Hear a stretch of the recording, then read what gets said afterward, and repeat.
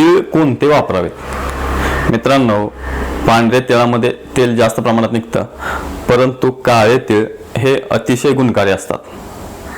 ज्या लोकांना मूळव्याधाचा त्रास आहे अशा लोकांनी काळे तीळ ठेचून जर मूळव्याधावरती लेप केला तर याने मूळव्याधाचा ठणका कमी होऊन जातो।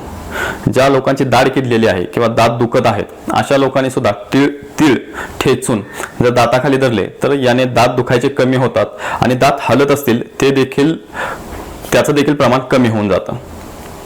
मित्रांनो, काळ्या तिळापासून जे तेल बनवलं जातं हे स्नेहपानासाठी किंवा अभ्यंगासाठी अतिशय उत्तम किंवा अतिशय चांगलं समजलं जातं। शरीराचं पोषण करण्यासाठी आणि शरीरावरील कृमी कमी करण्यासाठी तिळाचं तेल जर आपण अभ्यंग करून लावलं तर याने चांगला फायदा होतो।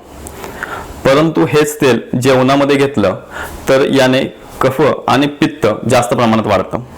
वाताला कमी करण्यासाठी सगळ्यात गुणकारी तेल हे तिळाचं तेल सांगितलेलं आहे।